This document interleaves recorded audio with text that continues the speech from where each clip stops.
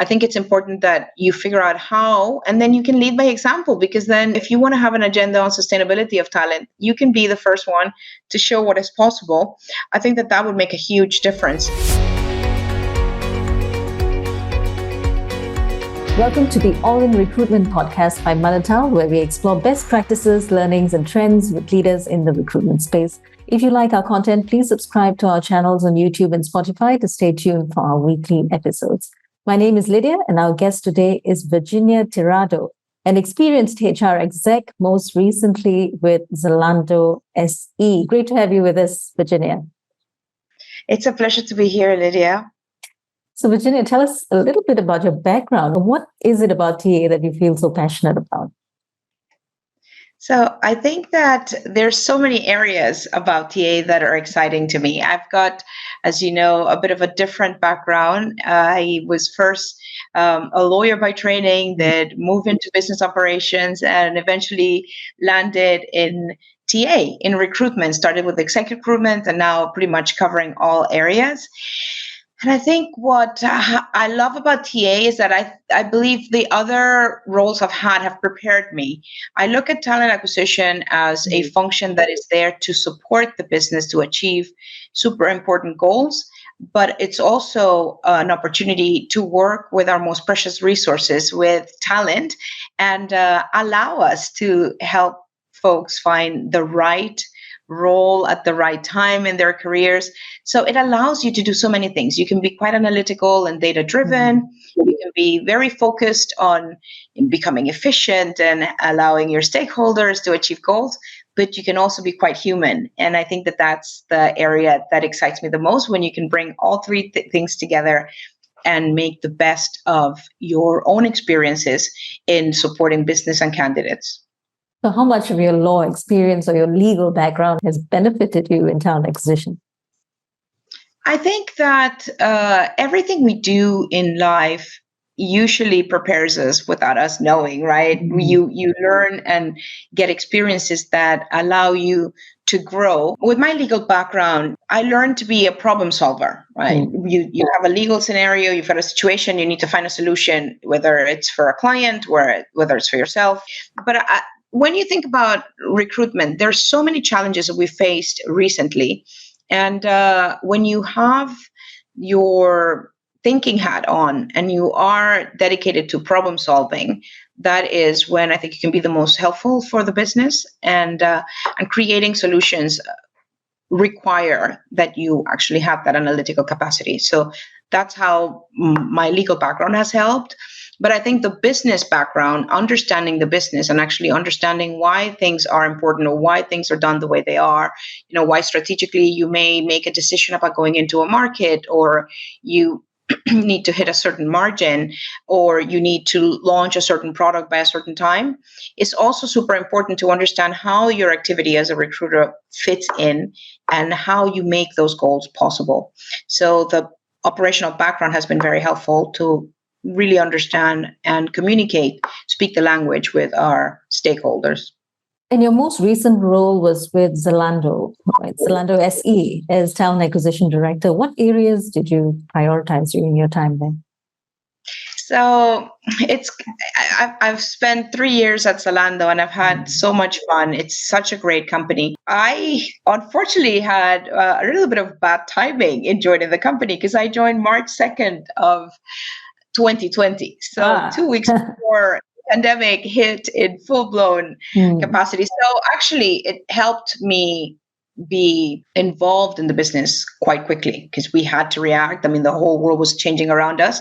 And the priority at the beginning was to understand how we support the business. And actually, even for me, coming in as a new leader, I went from having 1,200 or so roles open to like less than 200 in the first week. So I was very fortunate to work with our CHRO, who was incredible at just making sure that even though I was brand new, that I had everything I needed and, knew who to talk to and how to do things. So the first priority was to look after our teams, right? Keep everyone safe, but also look at our candidates that were in process and how did you make sure, you protected the brand. So that was something that we did at the beginning. And 3 months later, well, it turns out being an online retailer wasn't such a bad thing. The world was changing, so we needed to adjust quickly to support and have for our customers what they needed. So we kicked back and actually just spent time achieving the things that we had kind of slowed down on, right? To make sure that we didn't fall too behind. So it was really about understanding how we support the business and our customers. I think that at Zalando, that is always a priority. We are very customer centric, but also very people oriented. So at the time, it was also to ensure that anyone that needed help or assistance can get it. And also, we evolved into supporting many of our high street partners that would need the logistics and mechanisms to be able to get their products in this moment where you no longer had the ability to go into stores. And so those folks that didn't have the platform were able to come on to take advantage of the logistics we had in place.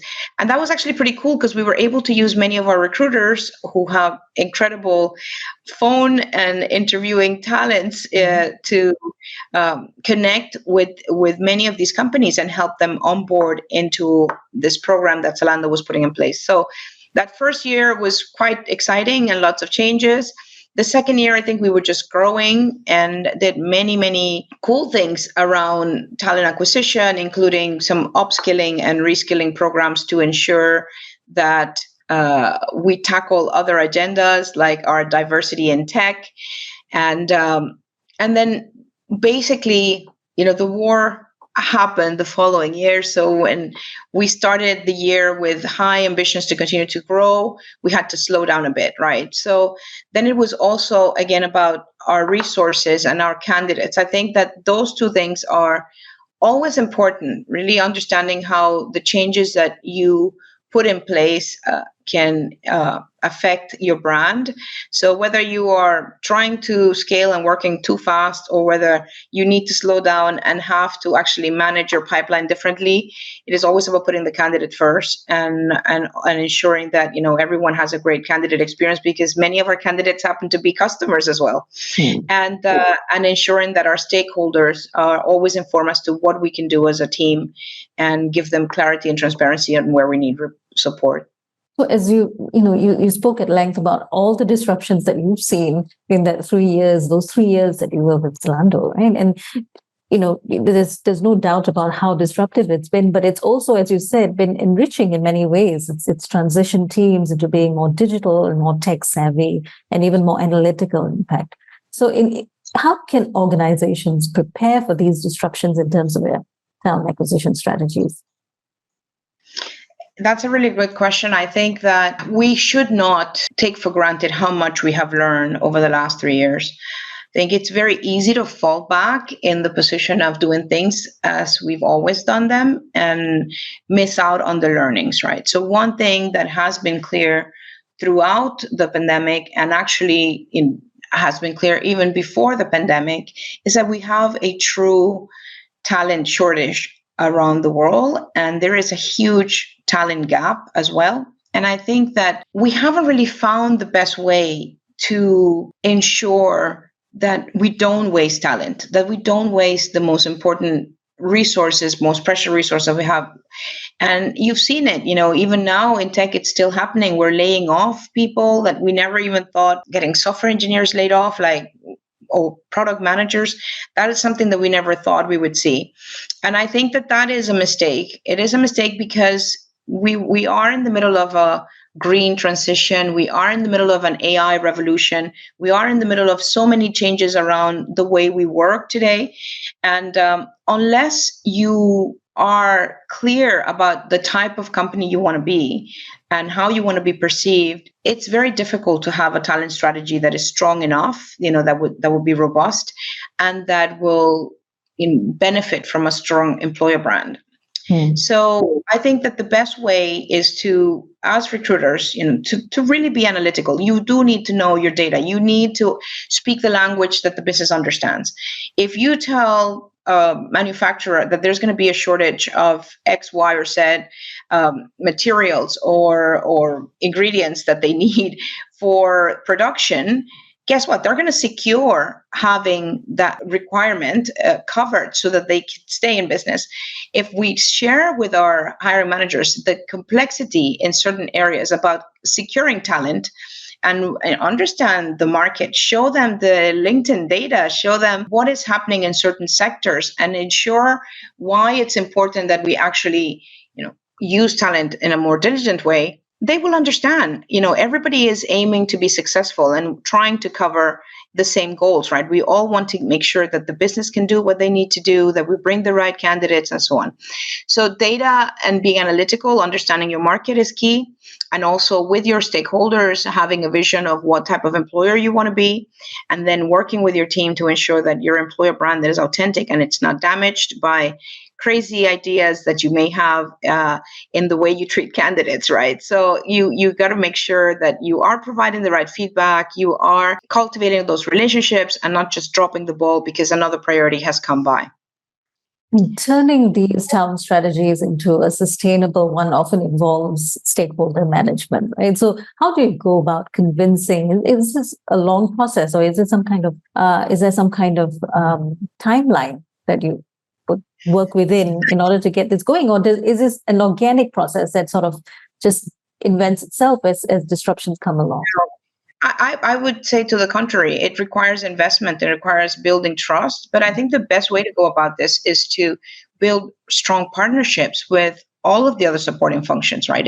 If you have a strong partnership with finance, if you have a strong partnership with your HR business partners, if you build those relationships, you can go together to the stakeholders and work in a concerted manner so that they can see what are the areas that you need to prioritize. So for example, if we say, I need to make 100 hires today for, the first quarter in 2024, we might be starting a little bit late, but it's doable. I will go to my HR business partner and understand, okay, of these hires, how many people do we have in the pipeline for promotion that might be ready for promotion that we might be able to take advantage of, or even stretch them, right? A little bit, even if they're not 100% ready. What is our current attrition rate? What is happening around attrition?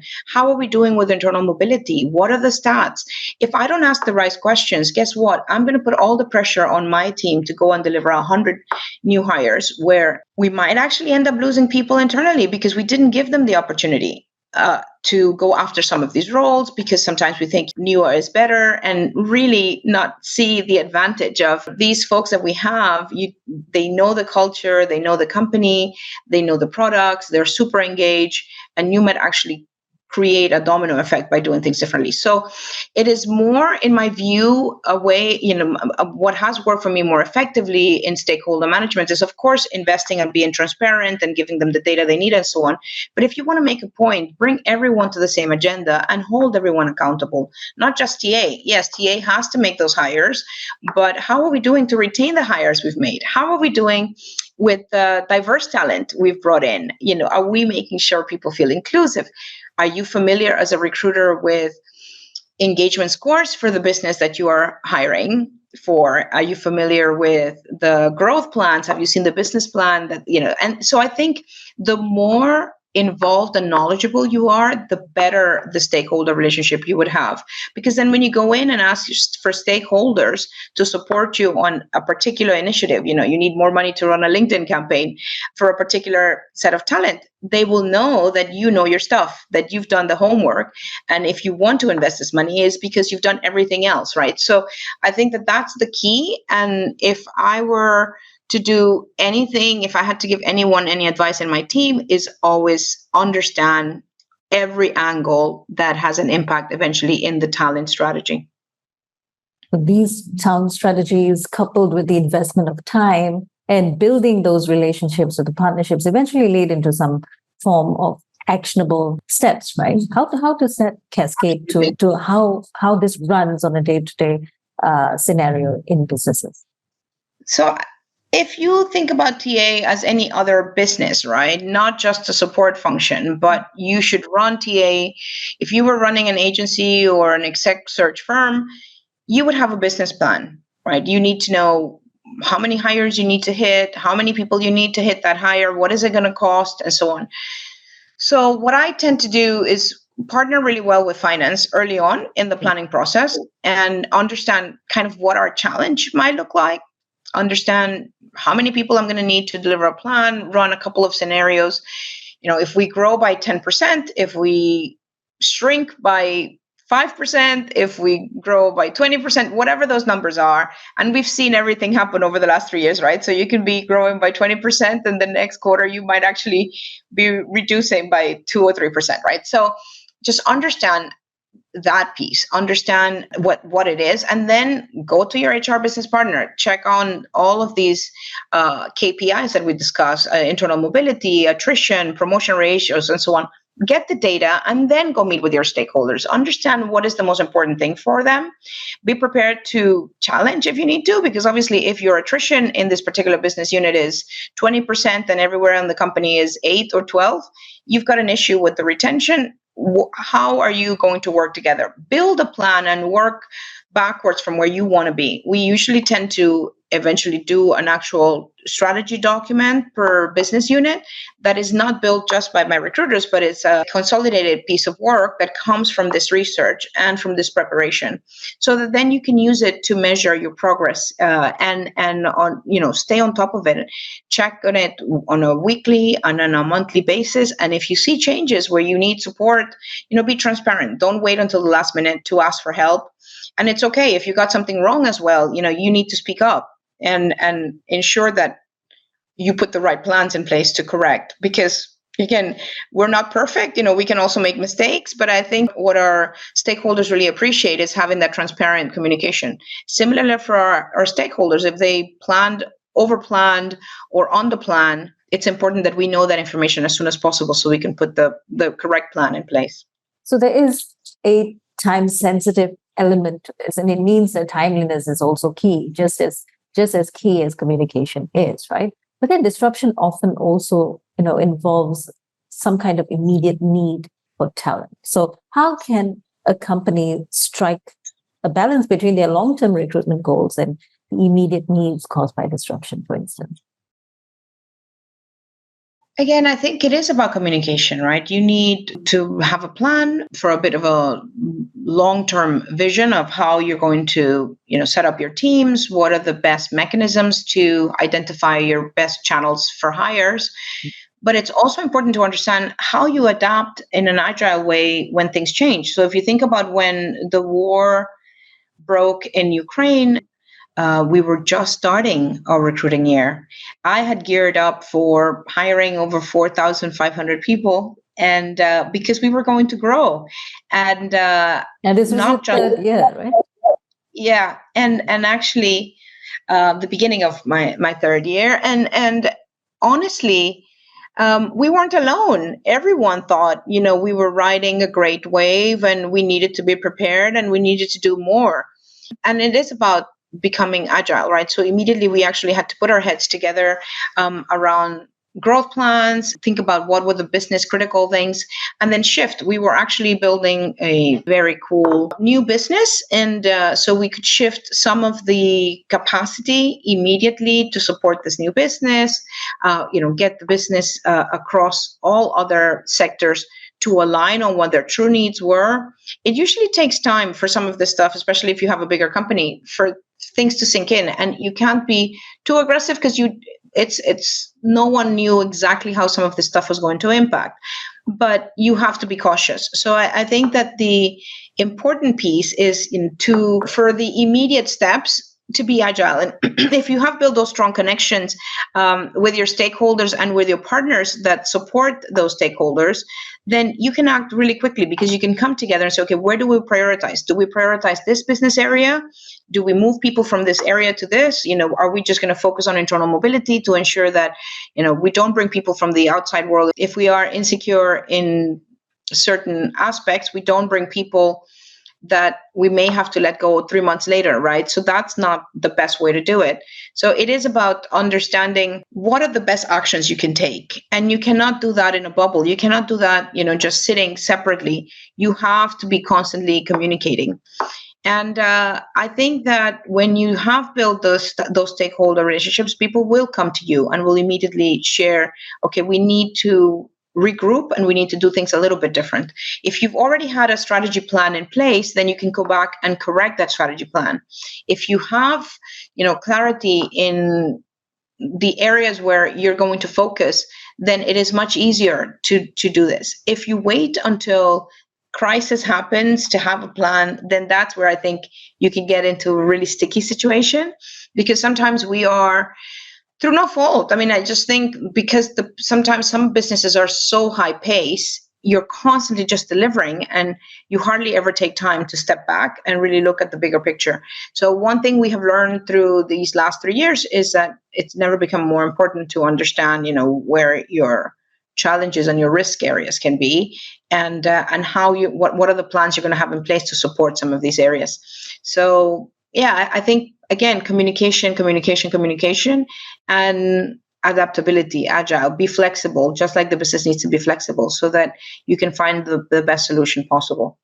And data also, I would imagine, plays a huge role in this sort of situations in which you have to pivot and you have to tweak your strategy to suit what is needed immediately. Absolutely.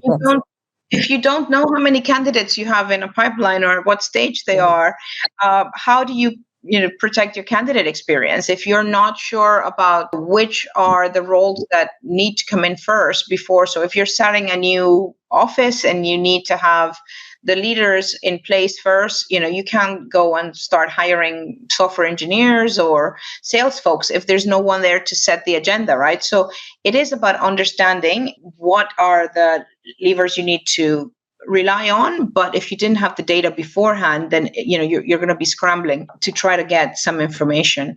I think one thing that is also important, and I think that we don't do this enough, is to understand how to structure your team, right? When can it help to actually rely more on external partners? How do you build your talent acquisition team so that you have a really good mix of folks that understand the culture, understand the brand, have been with the company and can actually deliver for different profiles, whether it's in tech or in sales or in corporate, but also how can you bring folks, whether through an embedded model, an RPO model, or just freelancers or agencies, to supplement your workforce in a way that gives you flexibility if you at some point have to do less hires because the situations have changed. So we don't necessarily plan for this. And I think that when you do plan for this, there's many opportunities for you to then protect your recruiters in a way that they can feel relaxed and they can feel comfortable in doing their work they need to do without having to worry whether I'm going to have a job in 3 months, right? And then be there. So all of that is also important, that you think in advance as you're putting your plans together for the coming year. So that, in terms of, let's say, teams or leaders, HR leaders, talent acquisition leaders who are coming in to build their team from scratch. So that would mean they can do this segregation. They can look at the kinds of just what is the ratio from full-time recruiters to external to agencies, etc. Right? But for those who are inheriting, say, a large team of recruiters and then moving into a period in which the business itself is not going to be, it's not really certain as to where they're headed. So how do you think they need to structure or strategize? Yeah. So again, I think going back to the sustainability of talent, I think sometimes it's very easy for the first cuts to be felt in HR for some reason, not only in TA, but if there is an issue, there's nothing necessarily guaranteeing that you won't go in. And that's what we've seen, and many recruiters will lose their jobs. I think that if you're coming in, get to know your team, understand what are the strengths they bring. Individually, a lot of people end up in recruiting, but they've started somewhere else. They've started before. Maybe they were in another function. Maybe they were in customer service, where maybe they were in some sort of compliance function. There's many things that we see people have had experiences with, and sometimes we don't know, but there's also quite a lot of fungible talent within TA. Our recruiters are great at many things. And I gave you an example of how we use recruiters at Zalando during the beginning of the pandemic, but recruiters at the end are sales folks, right? They also care about individuals and HR. So if you can actually get your recruiters to consider other roles within the company, even if it's on an interim basis, until you can figure out where you're going to go with your organization, I think this works really well. Some may actually find a calling. I mean, we've seen it where they've gone to do a temporary assignment and they finally love it. I've seen many of our recruiters move into HR business roles. They've also moved into employee relations, they've moved into compliance, they've moved into perhaps a sales and marketing role. There's many things that recruiters can do. So I would advise that, coming in, and if you are inheriting a team, get to know them before you start making decisions about whether it's too big of a team and you need to get rid of people, or the company can't support such big recruiting organization because they're going to recruit less. I think it's important that you figure out how, and then you can lead by example, because then if you want to have an agenda on sustainability of talent, you can be the first one to show what is possible.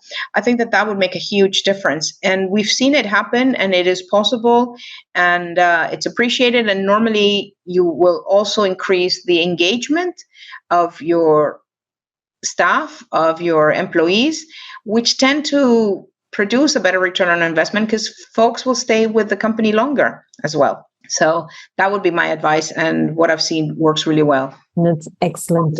And just moving into the topic of technology itself, I know you mentioned earlier about data and how data is critical to making sure that you've got a strategic plan in place and dealing with partners as well inside an organization. Now, technology is often, a key driver of change and also evolution, as you've pointed out, as to what happened in Zalando, right? So how can companies utilize technology such as, artificial intelligence, like we're seeing today, generative AI, data and analytics to enhance their efforts in recruitment, especially during periods of disruption? So that's a really good question. I think it's a lot of it is still quite new. And I think the best thing we can do is not be afraid of, right? I think when you think about technology and the changes, especially in AI, a lot of people say, oh, we're no longer going to need recruiters. You're going to replace recruiters by applications can be all automated and selection and so on. I tend to disagree. I think, yes, you will see some changes. And yes, especially for high volume and things where you don't necessarily need a huge amount of assessment of skills. But I think that the more technology driven we are, the more human we need to be. And I think that that's the piece where recruiters really should know the value they bring. And it's unfortunate. Sometimes they don't really understand, but you are the face of the company for that employer brand externally. When you deal with candidates, when you sell the candidate experience, I mean, an application online cannot tell someone why they should be working, right? It's not the same to read it than to hear from a recruiter how happy they are where they are, or connecting them with people that have similar experiences to help them sell these roles, right? So I think my biggest advice is use it. Learn it. Don't be afraid of it. Look at how you can become more efficient.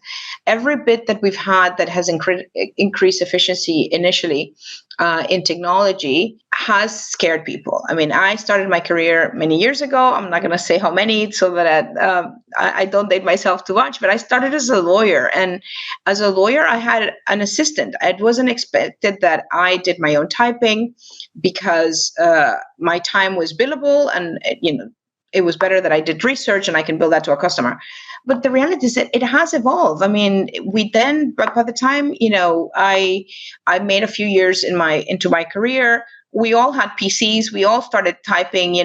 How many people do you know today that actually have a secretary or a personal assistant or admin or PA, whatever? It's AI right now. It's AI, right? But actually, we've learned to schedule. We've got applications, and that just helped us free up time to make us more efficient, to free up time to do things that are much more value add. So if you think about recruiters being able to spend more time instead of chasing applications or so on, but actually becoming more versed in sourcing for the right talent and learning how to understand a particular market, understand the talent pools, spend time nurturing a pipeline of candidates.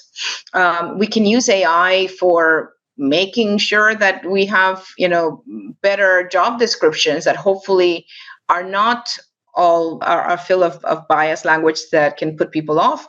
Although we have to be very careful that, our AI is being developed in a way that is not biased as well, right? Because it's always what comes first, the chicken or the egg, right? But I think that there's so many proper uses. I mean, I can see us using AI for everything from managing long performance reviews and being able to draft good memos that perhaps took 2 hours before you put in the stuff you edit.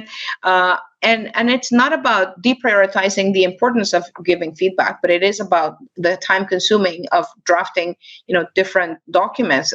I don't see why that might not be a future use in the future for busy leaders. But I also think that AI, we need to embrace, and this is where reskilling and upskilling will be important, right? Because there's not enough people out there. If you go and look at the World Economic Forum, just the latest jobs report, you can see the gaps are really substantial. And it doesn't matter if you have smart people today, like if they're not willing to learn new skills. What are the skills? And actually, when you think about, the millennials or the next generation, today we have people in the workforce that are very, very resilient. And if they're good at learning, it's like any other thing. We build that skill set, we teach it, and we make sure that we keep our workforce engaged. So I think there's a lot of cool things that can happen with what we're seeing in this revolution again. When you think about the green transition and what we need to do around climate change, there's a lot of jobs today that we don't even know they exist, right? And when you think about prompt engineers, who would have thought that that's even a job, right? Mm-hmm. Or when you think about sustainability, I'm sure we will be seeing more folks studying engineering that will actually focus on recycling and ways of better use of materials and so on. So embrace technology is what I tell everyone, and not be scared about what it means. Just think smartly about how you can use it to your advantage, to become more efficient, to free up time so that you can do the things that you love and where you can continue to learn. So if you don't know anything about mapping a market, well, that's something that could be really cool if you learn how to do that and find, the right connections. If you don't know anything about upskilling or reskilling, start working with your talent managers. Start understanding how you can help as a recruiter in building, that identifying that talent pool internally. There's a lot of stuff that we can be doing that will generate great returns for you personally and professionally, but most importantly for your stakeholders and the business that you're supporting. You've talked about sustainability being key, and that's great, because ultimately it's about reducing waste of time, waste of resources, waste of skill, and looking into how to make use of that to enrich the operations of a business and see it long term, right? And use that and keep the institutional knowledge as intact as possible, and see the business grow. And I think that's really incredible. And you pair that with technology to just enhance and free up that time and give you the intelligence you need so that you get to make those kinds of decisions. So looking ahead, what else excites you the most about the future of talent acquisition? I think that we get to play a more relevant role more and more. I think that we have moved from just executors to more strategists, and it's up to us to really continue to carve our place, in these conversations and be prepared, because we've been asking for a seat at the table. So now we are sitting at the table. What do you have to say? Why should people listen to you? So I think that it's never been more exciting or more relevant. We've just talked about the skill gap and the talent shortage and the green transition and climate change and AI and machine learning and how all of this is revolutionizing the future. Well, can you talk about it? If your stakeholders came to you, do you understand what that talent shortage is? How can we change that? What can we do different? How can you support your own colleagues and employees that might be at risk because one function, I don't know, customer service may actually become automated or something? What are the talent skills that they have? Look at those gaps. So I think I'm excited about the role we can play, our team, ourselves, in supporting the business, in supporting talent and supporting candidates. I'm also excited about continuing to learn about all these exciting topics that are coming up. And maybe, we will become reskill engineers, we will become, just think about so many things that we could become, where we can actually engineer programs to support our internal talent and support our diverse talent, support our own communities and employee resource groups to become much more savvy about understanding what opportunities they can apply for within the company, so that we continue to grow the diversity team that we have. We don't lose people that we've brought in that have been difficult to hire because we just don't have the opportunities to show them. So there's lots of things to be excited about, but I think it was just the beginning. Yes, and the beginning for so many more things to come with technology and with that enhancement of skill. I think the vision, in fact, will become far more splintered. I wouldn't want to say fragmented, but really splintered, because that's where it's come from, right? There's always an origin. So thank you very much, Virginia, for your time and your insights. They've been great. I particularly like the emphasis on sustainability, really, because it goes across the board in terms of how you use technology, how you envision the people strategy in your companies, and also your own team in HR and in talent acquisition. So thank you so much, Virginia. Drop us your contact details so the audience can maybe carry on a conversation with you later. Wonderful. Thank you so much for having me. Yes, we will share my LinkedIn profile, but please feel free to reach out if I can be of any help. It's been wonderful to have this conversation, and thank you so much for allowing this platform so that we can come together and share interesting ideas for the future. And we have been in conversation with Virginia Tirado, an experienced HR executive who was formerly with Zalando SE. Thank you for joining us, and remember to subscribe to stay tuned for more weekly episodes of All in Recruitment.